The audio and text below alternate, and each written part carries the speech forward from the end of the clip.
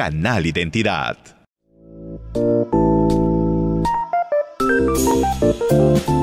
Café Solar de Samaniego. Disfrútalo sin azúcar.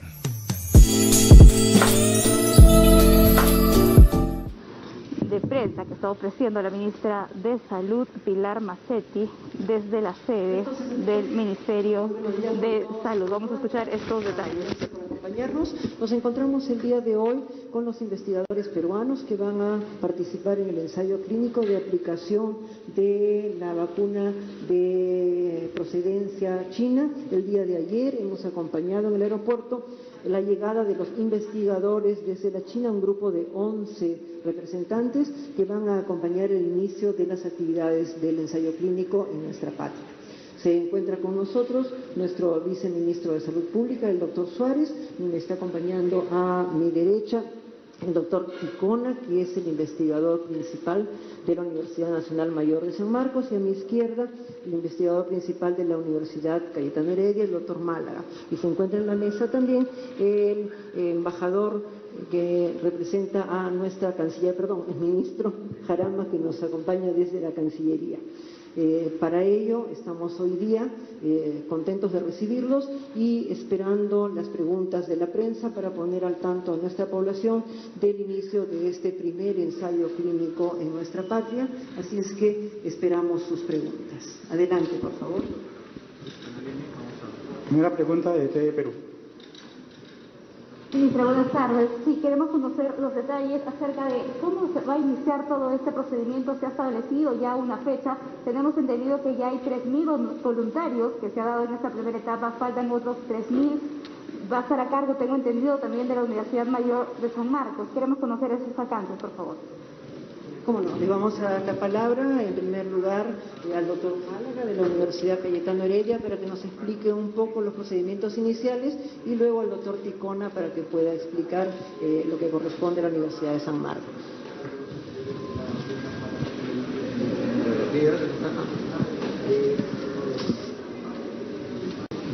Hola, buenos días. Muchas gracias por la atención y por la cobertura. Efectivamente ya tenemos los 3.000 voluntarios registrados, como ya es de conocimiento público. Estamos completando todos los procedimientos. Lo que sigue con nosotros es que el lunes tenemos una reunión con el equipo que va a controlar y supervisar y monitorizar todas las actividades dentro del ensayo clínico para que nos dé la conformidad. De hecho, estamos trabajando con ellos para... Cada uno de los ensayos clínicos funciona que cada uno de los procesos, toda la información que se va a recabar, cómo se va a recabar, en cuánto tiempo, cómo hacer el seguimiento, cuál va a ser el tenor de las llamadas, qué información vamos a colectar, todo eso tiene que estar de acuerdo a los lineamientos éticos, de lo que está establecido en el protocolo de investigación y a las guías de buenas prácticas de investigación internacionales. Todo esto tiene que supervisar esta empresa, que es una empresa totalmente privada y al margen de la universidad. Entonces, una vez que ella nos dé la autorización, el día martes ya hemos seleccionado un grupo de voluntarios para empezar con el proceso de inicio de la inoculación de la vacuna, lo cual será con un grupo inicial entre 15 a 20 personas. Vamos a verificar cada uno de los plazos, desde que la persona llega, cómo se le toma el consentimiento informado, como el paso por el laboratorio, el paso por la consulta médica, la inoculación de la vacuna y posteriormente la observación, de la cual hemos hablado, que van a ser como de 30 minutos, que es lo que establecemos en el protocolo, para verificar que no exista ningún contratiempo.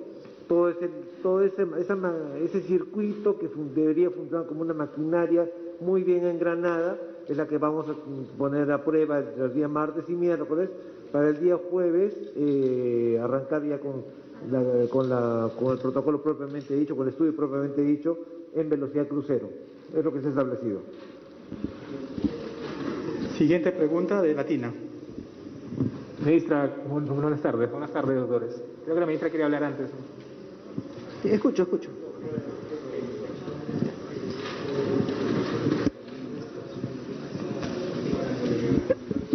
Continúa de esta manera esta conferencia de prensa desde la sede del MINSA. Lo que deseo referirles es que este ensayo clínico realizado en el Perú es realizado de manera conjunta entre las dos universidades, San Marcos y Cayetano Heredia.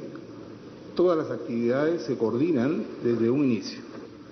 En este proceso se ha visto conveniente iniciar las actividades con la Universidad Peruana Cayetano Heredia y seguidamente nosotros vamos acompañando.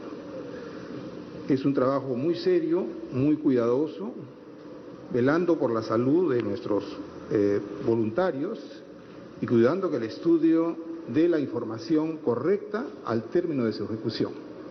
Por esa razón estamos cuidando cada paso. En un principio, acompañando la inscripción de la Universidad Peruana Cayetano Heredia, seguiremos ese proceso. Nosotros la próxima semana estaremos inscribiendo, luego igual la Universidad Peruana Cayetano Heredia comenzará la vacunación y nosotros continuaremos posteriormente. Todos los esfuerzos conjuntos se hacen en todo este proceso. Muchas gracias. Si me permiten algunas atingencias, en todo ensayo clínico hay algunos detalles importantes. Las primeras personas que participan se hacen efectivamente, como han mencionado los investigadores, muy lentamente, porque todo lo que se ha acordado, junto con los investigadores que vienen de China, van a vigilar. Llega la persona, ¿quién lo identifica? Luego, ¿quién le explica el consentimiento informado? ¿Cómo lo explica? La firma. Luego de eso, la evaluación médica. De repente preguntamos algunas cosas que el público no entiende, hay que modificar la pregunta. Entonces, los primeros pacientes, personas que van a participar, se va a hacer lentamente en 3 días aproximadamente, tal vez 4. Una vez que se ha probado todo el sistema hasta llegar al punto en que aplican la vacuna, se evalúa la persona un rato y sale la persona, todo esto en una marcha más lenta. Cuando todos estén de acuerdo que todo está impecable, por ejemplo, puede pasar que alguna persona tenga algún problema en la mano y no pueda firmar y requieran lapiceros más anchos para que pueda sostener. Tienen que prever inmediatamente, todo el mundo dice, tenemos que tener varios tipos de lapiceros. O sea, ese tipo de cosas sucede en los ensayos clínicos. Algunas veces el consentimiento informado está escrito en una letra muy chiquita y las personas no pueden verlo. Tenemos que tener formato escrito en letra 16 para que tenga dificultades para leer y así. Entonces, esto se hace lentamente.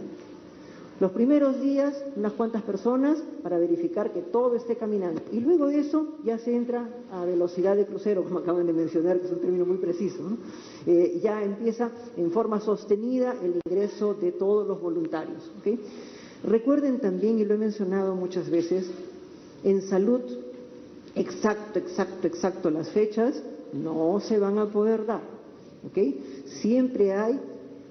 Calculamos que va a ser, por ejemplo, hacia jueves o viernes que ya estén todas las personas entrando en un ritmo más acelerado, pero podría suceder que surja algún inconveniente y haga que tenga que hacerse más lento. Entonces, esto es un trabajo muy cuidadoso, hay una supervisión muy estricta de una entidad que se encarga de vigilar, que llega en cualquier momento, entra y toma lo que necesite y verifica si todo se ha hecho bien. Y por otro lado, el grupo de investigadores que ha venido de China, que va a hacer también la misma operación y que son los más interesados todavía que todo esté bien registrado. Yo sé que estos procedimientos no los conoce todo el mundo, pero es un poco lo que se hace en los ensayos clínicos y las personas que participan tienen que ser absolutamente cuidadas para vigilar su estado de salud, cómo se encuentran, sus reacciones y demás, y esto a veces en una persona puede tomar más tiempo, en otra puede ser más rápido. Por eso sí hay muchas variables en esto. Adelante, por favor. Pregunta de Latina. Buenas tardes, ¿cómo está? Bueno, ministra, quería, por favor, que nos oriente en 2 aspectos. Primero, hoy sale una información respecto a que la Universidad Oxford también estaría a punto de empezar las mismas pruebas acá en el Perú, o lo anunció en Estados Unidos. Quería que nos confirme, por favor, si esto es así y, en todo caso, si ya hay otras iniciativas en marcha que, tal cual lo anunció el presidente Vizcarra hace varias semanas ya, estaban en conversaciones también para hacer estas mismas pruebas acá en nuestro país. Y el segundo punto, ministra, que creo que es importante también es aclarar un poco a la ciudadanía el tema del desarrollo de este proceso de pruebas, ¿no? Ante la desinformación que puede haber, muchos creen que hay que descuidarlos, etcétera. Incluso ayer mismo se tergiversaba información respecto a los asintomáticos y aspectos de ese tipo. Quisiera, ministra, que nos aclare, por favor, qué es lo que viene ahora luego de este proceso en marcha. Muchas gracias. Primer asunto, hay una tremenda competencia para conseguir una vacuna y creo que eso nos beneficia a todos los ciudadanos, porque hay un montón de grupos de investigación trabajando a nivel mundial. Cada uno está en diferentes etapas. Cuando hablamos, por ejemplo, del ensayo clínico fase 2, es un grupo pequeño de personas, generalmente un centenar de personas o 200 personas, y se aplica la vacuna para ver ya en un grupo un poquito más grande qué hay en cuanto a seguridad, a efectividad de la vacuna. Pero lo importante es esta etapa, la etapa 3, donde hay miles de personas involucradas. Además, antes he participado en algunos ensayos clínicos y antes en realidad las personas eran de pocos lugares. En cambio ahora los ensayos clínicos implican que uno tiene que tener poblaciones europea, africana, asiática, hispana, norteamericana, etcétera. Eso nos da la garantía de que cada ser humano responde de acuerdo a sus ancestros, a sus experiencias de vida, a sus exposiciones ambientales, y ahora sí tenemos la ventaja de que todos los exámenes clínicos que están mencionando quieren llegar a muchos lugares. Por consiguiente, ya hay otros lugares que están empezando fase 3 y esos lugares, muchos de ellos ya nos han contactado. Tenemos hasta 8 grupos que nos han contactado, de los cuales 6 grupos han hecho ya la documentación necesaria para ponernos en un contacto más oficial. 2 de esos grupos son los que ya están firmemente establecidos y estamos esperando la iniciativa de los otros 4 para ver qué otras alternativas hay. Como ven, nuestro país geográficamente está ubicado en el centro. Geográficamente también tiene 3 regiones diferentes. Entonces somos un sitio en donde pueden encontrar personas con diferente ancestría, personas con diferentes hábitos de vida, y todo esto interesa para aplicar la vacuna. Y a nosotros los peruanos nos interesa ver que funcione en nosotros, ¿verdad? Lo que más nos interesa es ver que funcione en nosotros. Así que creo que aquí va a haber que agradecer a todos los voluntarios. Y los voluntarios tienen que estar alerta porque se van a abrir otras oportunidades. Tan pronto como esta etapa ya esté caminando, se va a abrir una segunda oportunidad para completar el número que se requiere a nivel de Cayetano Heredia. Posteriormente se va a abrir otra oportunidad para San Marcos y así. Entonces todos tenemos que estar alerta. Las personas que deseen participar son bienvenidas en esto y demuestra cómo en medio de estas cosas que nos suceden con la pandemia, en realidad la población peruana es muy solidaria y muy participativa. Con respecto a la segunda pregunta, estamos en esta etapa en donde estamos buscando cómo vamos a convivir con el coronavirus. El coronavirus llegó a nuestro país para quedarse. Está entre nosotros. Nos contagiamos si nosotros tocamos el coronavirus o respiramos el coronavirus. Es por eso que las medidas que buscan, las medidas están buscando que nosotros no lo respiremos y que no lo toquemos. Si lo tocamos, tenemos que higienizar nuestras manos, en este caso con el alcohol gel, pero el agua y jabón es probablemente una de las medidas más costo efectivas que vamos a tener, de tal manera que nos cuidemos. Tenemos que estar preparados para vivir meses por delante con el coronavirus. Si la vacuna resulta efectiva, será mucho más corto, pero eso va a depender de los resultados. Todos tenemos que estar alerta. Si porque hay un ensayo clínico en nuestro país no nos cuidamos porque ya llega la vacuna, en el mundo de la salud muchas cosas pueden pasar. Puede pasar que con la reactivación económica tengamos un rebrote.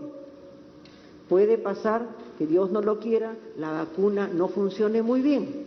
Entonces, lo más importante es continuar las medidas de precaución. Tenemos personas que tienen síntomas y que no tienen síntomas. ¿De quién me cuido yo habitualmente? Del que tose, del que tiene fiebre, ¿verdad? ¿Me cuido de mi vecino que está acá, que no tiene nada y que está tranquilo? No me cuido. Entonces, ¿quién es más peligroso desde el punto de vista de contagiarme? El que tiene síntomas, yo parto la carrera. El que no tiene síntomas, bajo la guardia. Es más, la persona que no tiene síntomas tampoco se cuida mucho porque se siente sana como nos sentimos muchos de nosotros, ¿verdad? Por eso es que las personas que tienen síntomas son las que más nos van a contagiar, sobre todo si hablan, tosen y sale el virus al exterior. Las personas que no tienen síntomas, no todas las personas que no tienen síntomas tienen una carga viral alta. Si yo tengo mucho virus, aunque no tenga síntomas, puedo contagiar, ¿verdad? La gran mayoría de personas no están en esa categoría. Basta que haya uno, aquí donde estamos, uno de nosotros, que no tenga síntomas y tenga muchos virus, ¿a cuántos va a contagiar? 2, 4, 8, 16, 32, 128, en un ratito. Entonces, ¿para qué tomamos las medidas nosotros? ¿Solo cuando hay un positivo? No, ¿verdad? Tomamos las medidas frente a todas las personas que nos rodean, porque esto es un riesgo, una probabilidad. No tenemos cómo saber entre nosotros cuál de nosotros puede tener la posibilidad de contagio. Entonces, las medidas se toman para cuidarnos del riesgo. Y si hay 2 o 3 personas aquí que están positivas, tranquilamente podríamos contagiarnos muchos de nosotros y serían 2 o 3. Por consiguiente, lo importante es cuidarnos en general, cuidarnos permanentemente, partir del principio que cualquiera nos puede contagiar. Si ustedes vieran las estadísticas de gente que contagia empezaron con el 70, 80%, bajaron al 40 y tantos % y ahora están entre el 2 y el 15%. ¿Eso importa? Eso no es lo importante. Lo importante es protegernos siempre de todas las personas que estén alrededor nuestro y nosotros proteger a las personas que queremos. Tal vez muchos han vivido la experiencia de descubrir un día que están positivos, ¿verdad? Y uno le queda la duda, ¿contagié a mi familia? ¿No contagié a mi familia? Lo importante es protegernos todos. Las personas que contagian, aunque sean pocas, son nuestro gran temor y por ellas es que tenemos que cuidarnos todos, en todo momento. Todos los ciudadanos tenemos que cuidarnos. Que sean muchos o pocos, es peor cuando son pocos, porque nos da una falsa seguridad, ¿verdad? Nos da una muy falsa seguridad. Es muy importante cuidarnos de todo el mundo. Basta una persona en este ambiente, 2, 4, 8, 16, 32, 64, 128, en un ratito. Por eso es que se arman las pandemias. Por eso es que un grupo de personas inicia la pandemia y es explosivo el crecimiento. Por eso es que todos tenemos que cuidarnos permanentemente, porque por un poquito de personas que contagien, todos tenemos un problema grave como el que estamos viviendo en este momento. Gracias. El turno para la consulta de Canal N. ¿Cómo está, señora ministra Mazzetti? En vivo para Canal N. A pesar de las variables que usted anunciaba en torno a la vacuna, ¿cuánto tiempo va a pasar y para que haya una confiabilidad y una certeza de que la vacuna haya sido efectiva o no? Esa es una de las preguntas. La otra es que tenemos los datos del SINADEF, que van 5 días consecutivos que la cifra de fallecidos va bajando. No sé si puede confirmar ese dato y qué le genera eso. Voy a empezar por el final y le voy a dar la primera pregunta al doctor Suárez para que nos haga algunos comentarios y tal vez los investigadores que nos acompañan. La cifra más dura que tenemos en nuestro país es el SINADEF, ¿verdad? Okay. En el SINADEF está el registro de cualquier persona cuyo certificado de defunción dice en alguna parte de los varios diagnósticos que se ponen COVID. He dado el ejemplo de la desgracia que ocurrió en Los Olivos y de cómo de las 13 personas que fallecieron, 11 tenían positiva la prueba. Esas personas no murieron por el COVID, ¿verdad? Los perdimos por otros tipos de asunto traumático. Sin embargo, esas 11 personas ahora están dentro del registro del SINADEF. ¿Por qué? Por seguridad, para proteger a toda la población, porque si no tenemos certeza, preferible es poner sospecha. Si es una muerte violenta, la cosa cambia, pero si no tenemos otra evidencia, tiene que ser para la salud de todos una sospecha de COVID y la cifra es importante. Es muy probable que cuando termine esta pandemia y terminemos de analizar todo, la mayor parte de esa cifra sea así. Es muy probable. ¿Por qué? Porque tenemos una forma de vivir que nos vuelve frágiles, tanto hacinamiento, porque tenemos un sistema de salud que es frágil también y ante la pandemia, cómo ha sufrido y hemos perdido el trabajo de 45% de nuestro personal que no está trabajando por límite de edad, por comorbilidad o porque ha enfermado en algún momento. Hemos tenido problemas porque nos hemos desplazado a diferentes lugares sin guardar todo lo que necesitamos. Hemos tenido que hacer que la gente salga. ¿Cómo hacíamos, díganme? La COVID mata, pero el hambre también mata. Y muchos seres humanos han tenido que salir porque viven al día. Entonces hay una serie de factores en nuestro país que nos hacen más vulnerables. Por ese motivo, por todo esto lo que acabo de explicar, no podemos confiarnos en las cifras que están bajando. Las cifras más duras, debemos decir, han empezado a bajar. Eso puede cambiar. Ya cambió en España, cambió en Italia, cambió en Colombia, cambió en Chile. Estaba bajando y de pronto volvió a subir. Nos puede pasar. No seamos triunfalistas, seamos muy cuidadosos. Nos puede pasar que tengamos dificultades de ese tipo. Por eso nosotros solamente decimos, tantos días está bajando, tantos días sigue bajando. Llegamos a fin de mes y sigue bajando. Ahí ni siquiera podemos cantar victoria, podemos decir ya se estabilizó y con esta cifra vamos a vivir a lo largo de los meses. O sea, nuestro objetivo no es que desaparezca, eso no va a pasar, es que se estabilice la pandemia a un nivel que podamos manejar, ¿okay? De tal manera que lo podamos manejar. Ese es nuestro objetivo y por favor no seamos triunfalistas, sigamos cuidándonos y aprovechemos la oportunidad de que el sistema de salud está haciendo progresivamente su mejor esfuerzo por reactivar el primer nivel.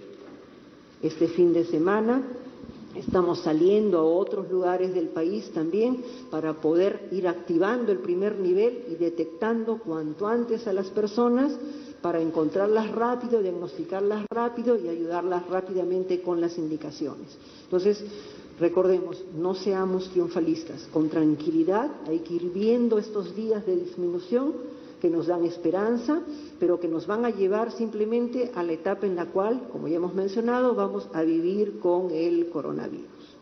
Le pido a nuestro viceministro que nos oriente sobre la primera pregunta.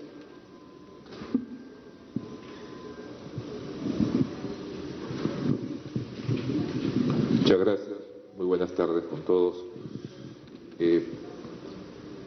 En los meses siguientes, hasta fin de año, se van a desarrollar los ensayos clínicos en el país y esto es un proceso de investigación, lo cual nos va a garantizar, por un lado, la efectividad de la vacuna y, por otro lado, la seguridad de la vacuna, porque también igualmente se evalúan eventos adversos que puedan suceder, algunas reacciones, aunque ya en la primera fase y en la segunda fase del ensayo se han detectado, se ha cuidado de que la vacuna que pase a la fase 3 sea sumamente segura. Sin embargo, debo señalar algunas particularidades que tienen que ver también con la pregunta anterior que le hicieron a la señora ministra. Las pruebas diagnósticas tienen un valor diferente en cada momento de la epidemia. Las pruebas rápidas tuvieron un valor en un momento de la epidemia que nos ayudaban a hacer el diagnóstico. En estos momentos, al haber avanzado la epidemia y haberse diseminado a todo el país, como el caso de Lima, ya un 25% de la población tiene anticuerpos positivos. Es decir, si tomamos una muestra a cualquier población, 1 de cada 4 va a tener ya anticuerpos. Aún más, cuando se empiece a vacunar como parte del ensayo, entre los 4 o 5 ensayos que se van a hacer suman alrededor de 30.000 personas que van a ser vacunadas en Lima, y todos ellos van a tener anticuerpos positivos. Entonces, una prueba rápida ya no es útil para hacer un diagnóstico de una enfermedad aguda, y es por eso que estamos pasando a las pruebas moleculares progresivamente para ser utilizadas para la vigilancia epidemiológica y para poder determinar por dónde va la epidemia y evaluar la magnitud de la epidemia y los lugares más afectados, ¿no? Las personas, una persona que está libre de síntomas, llamamos asintomático, en un grupo de personas que recientemente se han infectado, tienen el virus, ellos no saben que están infectados, no se les reconoce como infectados y se convierten en lo que llamamos vectores silenciosos que pueden diseminar la enfermedad. Como muy bien dijo la señora ministra, a diferencia de los sintomáticos, que a ellos sí los podemos detectar, o si yo estoy con tos me quedo en casa, me cuido, o si se le identifica se le aísla, a pesar que el asintomático tiene menor probabilidad de contagiar, esta situación de que son vectores silenciosos les da importancia en salud pública y se convierten en diseminadores de la enfermedad. Por eso es importante tomarlos en cuenta en salud pública. Por otro lado, la mortalidad que mencionaban también en la pregunta, debemos tener en cuenta que el impacto de la pandemia en todo el mundo ha sido doble, porque hay el impacto directo del COVID en las personas y que ha causado múltiples fallecimientos, pero también hay un impacto indirecto, que es las personas que no pudieron ser atendidas en una unidad de cuidados intensivos porque los hospitales estaban llenos, tuvieron un problema que requería una intervención quirúrgica o una enfermedad cardíaca, etcétera, y eso es lo que llamamos el impacto indirecto. Ambas situaciones se miden con un indicador epidemiológico que se llama el exceso de mortalidad y que lo estamos usando para poder dar prioridad a las regiones donde el exceso de mortalidad es mayor, porque eso nos dice que la epidemia está en actividad. El otro tema que se comentó respecto a la tendencia de la mortalidad. Es cierto que la tendencia en las últimas semanas está bajando el número de fallecidos, está bajando el exceso de muertes. Lo mismo tuvimos, y varios países lo vieron a mediados de junio, en que la tendencia era a disminuir. De repente empezó a subir nuevamente a partir de la primera semana de julio, cuando la epidemia se desplazó hacia el sur del país y empezaron a activarse los departamentos de Puno, Apurímac, Arequipa, Tacna, Moquegua. Lo mismo puede suceder, ahora está bajando y la epidemia en algún momento puede llegar a una zona del país que todavía no ha sido afectada y que tiene muchos susceptibles. Por lo tanto, no hay que bajar la guardia en ninguna región. A todos los gobiernos regionales les hemos dicho, todas las regiones tienen casos activos todos los días tienen casos hospitalizados y todos los días se están reportando fallecimientos. Ha disminuido, pero los indicadores nos dicen que la epidemia está activa todavía en todo el país y tenemos que seguir manteniendo la vigilancia y las medidas de prevención. La consulta de Televisa. Muy buenas tardes con todos. Ministra, teníamos dos preguntas. La primera es, a inicios de octubre se retoman los vuelos internacionales y cuáles van a ser las medidas sanitarias que se van a implementar. La segunda sería que del mes de agosto ha descendido lo que sería el fallecimiento, pues no a nivel nacional. Gracias. Gracias, también. El día de hoy hay una reunión de los países de Latinoamérica, incluido el nuestro, con IATA, y se va a tomar decisiones conjuntas porque esto va a depender un poco de dónde a dónde son los vuelos. Nuestro equipo, junto con el Ministerio de Transportes y con Relaciones Exteriores, ha preparado ya 3 posibles escenarios que tendríamos que utilizar para este momento de apertura de los viajes. Estos escenarios van a ser discutidos y luego de eso va a haber un acuerdo. Probablemente, depende de dónde sean los viajes, tengamos alternativas para un lugar de partida y de llegada, para otro lugar de partida y de llegada. Por eso hemos preparado varios escenarios de acuerdo a las necesidades de las personas que van a viajar. Lo más probable es que primero se active lo que son los vuelos para las personas que vuelan por asuntos de trabajo. Es poco probable que haya personas que puedan requerir vuelos para asuntos de turismo, porque todavía deambular por nuestros países no es lo más seguro, pero por lo menos para los aspectos de trabajo. Con este acuerdo vamos a poder nosotros organizarnos en el país y se tiene previsto, antes de que termine el mes, la semana previa, tener el acuerdo ya oleado y sacramentado para avisar a las empresas y que puedan tomar sus provisiones. Quisiera destacar nuevamente que cualquier decisión sobre los viajes es una decisión que depende de las cifras, que todos hemos previsto un día, pero ese día depende de las cifras. Y si tenemos cifras que puedan empeorar, tendrá que tomarse otra decisión. Todas las decisiones que se toman no están escritas en piedra, dependen de las circunstancias que vayamos viviendo, porque la pandemia es tremendamente cambiante. Entonces todos nos estamos preparando. Ayer que estuvimos en el aeropuerto vimos todas las medidas de seguridad que se han tomado y estuvo muy interesante la visita en ese sentido. Pero recuerden que la epidemia es cambiante y nosotros tenemos que estar alerta para cualquier variación de decisión. Hasta ahora todo está bien encaminado, esperemos que continúe así. Con respecto a las cifras, ya hemos mencionado la importancia de mantenernos todos alerta. Las cifras están haciendo una disminución leve en la mortalidad, pero es importante que sigamos eso. Y si esa disminución se confirma a lo largo de los días, sigue bajando y llegamos a un nivel ya de estabilización de la pandemia, entonces estaremos todos en las mejores condiciones para seguir cuidándonos, porque el virus está circulando entre nosotros. El virus está con nosotros, no se va a ir. La única forma de que las cosas puedan cambiar es cuando todos los que estamos susceptibles seamos vacunados y podamos ya tener defensas. Recuerden que el que ya pasó por esta infección tiene inmunoglobulina G de guardián. Yo siempre digo G de guardián para acordarme. Cuando estoy en plena pelea, estoy en inmunoglobulina M, que es la parte de mis defensas que aprende a pelear contra el virus. Y con la inmunoglobulina G lo que hacemos es guardar la memoria para esas defensas. Y si me vuelvo a exponer al virus, se activa inmediatamente y evita que me vuelva a infectar. Entonces, recordemos que en este momento probablemente el 25% de nosotros ya tiene esas defensas. Y cuando nos vacunen, seremos más todavía. La gran mayoría ya tendremos esas defensas y podremos estar todos protegidos. Pero mientras tanto, mucha cautela, por favor, con la disminución de cifras.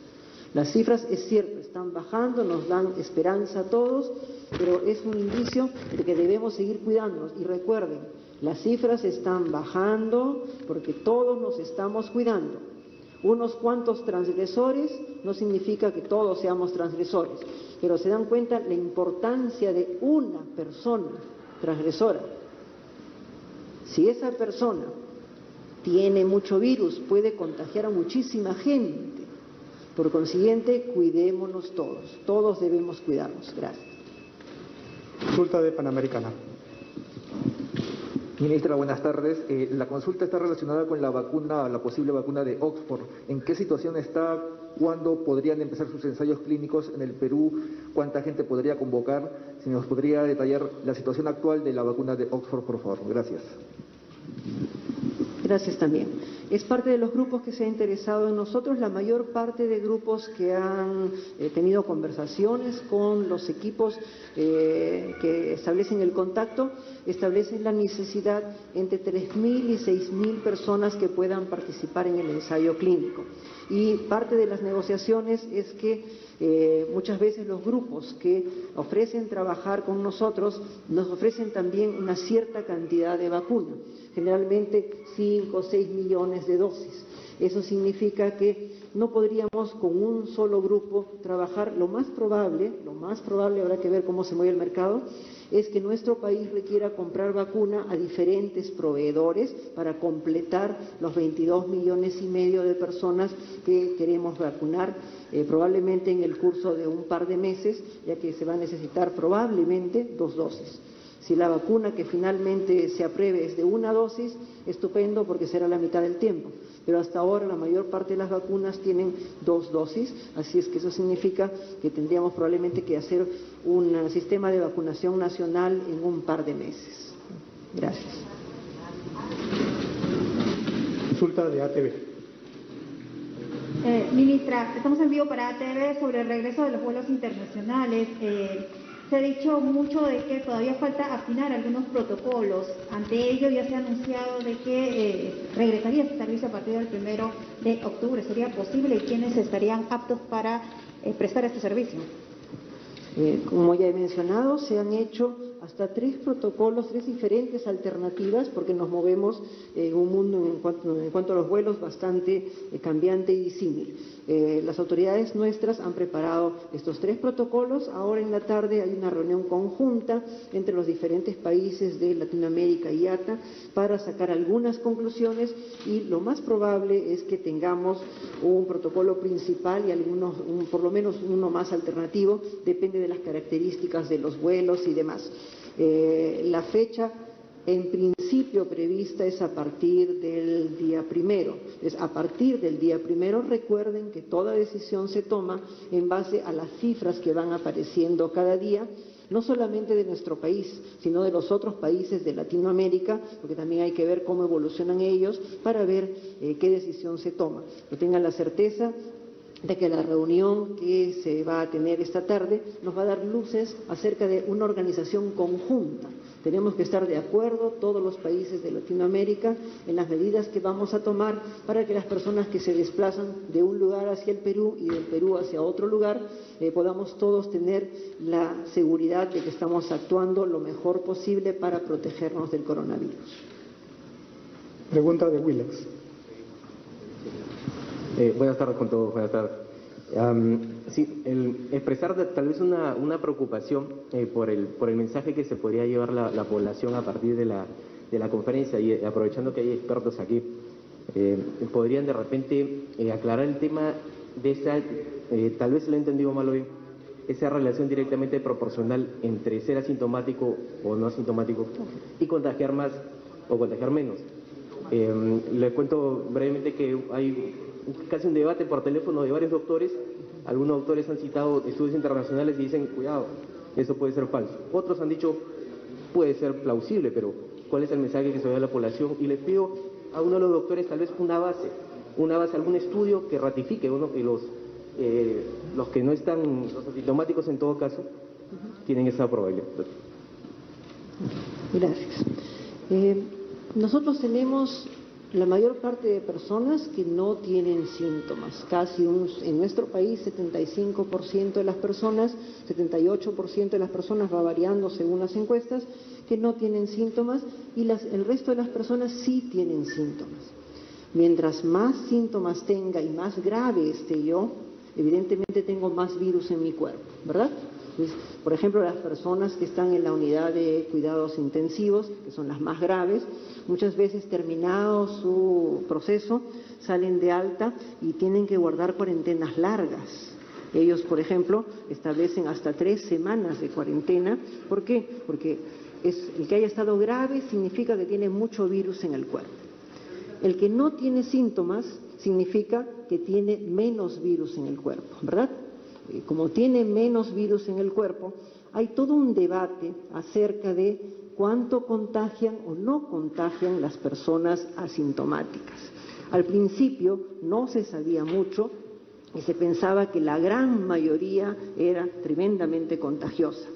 Poco a poco se han ido haciendo trabajos, y el último de los trabajos, que es un metaanálisis que toma 9 trabajos diferentes y analiza la estadística. Y ese metaanálisis establece que empezamos con creo que 70 y tantos % de posibilidad de riesgo de infectar, y eso en la medida en que se fue evaluando a los asintomáticos y se vio cuánto virus tenían en el cuerpo, se ha ido poco a poco reduciendo. Que quede claro, no estoy diciendo que no contagian. En ningún momento he dicho que no contagian. Lo que hemos mencionado es que las personas asintomáticas, el grupo que tiene mayor cantidad de virus, que felizmente es el grupo menor, es el grupo que contagia. Ese grupo es pequeño y de alto riesgo, porque no tiene molestias, no me cuido y la persona tampoco se cuida. Y recuerden que el contagio es exponencial. 2, 4, 8, 16, 32, 64, 128. Se puede contagiar en un momento un montón de personas. Entonces, ¿qué es lo que importa? En el último metaanálisis dice 2.2 a 15%, ¿ok? Porque son varios estudios. ¿Importa la cifra? No, ¿verdad? Es el concepto el que importa. El concepto que dice que una persona que no tiene síntomas me puede contagiar. Serán muchos, serán pocos. Lo que interesa es que nos cuidemos. Nosotros hemos hecho referencia al último metaanálisis, pero eso no quiere decir que no nos cuidemos. En ningún momento he dicho que no nos cuidemos, y que quede claro. Las personas asintomáticas, hay un grupo que tiene mayor cantidad de virus y nos puede contagiar, y ese es el peligro. Todas las medidas epidemiológicas se toman por eso, por las personas asintomáticas que nos pueden contagiar.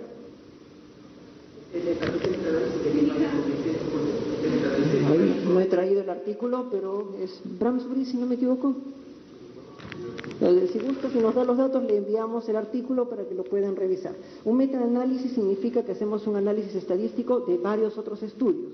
Han tomado 9 estudios a nivel mundial y han hecho todo el análisis estadístico para aumentar la cantidad de personas que se analizan y sacar una conclusión en base a eso. ¿Ok? Ahora, cifras más, cifras menos, lo que interesa es que el grupo de personas asintomáticas con más carga viral nos puede contagiar. Y por esas personas tomamos las precauciones. Eso es lo más importante y es lo que también he repetido anoche. Que no hagamos otras interpretaciones, lo correcto es lo correcto. ¿Okay? Y depende de los artículos que revisemos, porque si gustan podemos sacar los artículos del principio de la pandemia con otras cifras, ¿verdad? Okay. No es eso lo que importa. Lo que importa es el concepto y el riesgo. Y basta que en este ambiente haya una persona que nos pueda contagiar para que tengamos aquí todos un problema, ¿verdad? Entonces eso es lo más importante.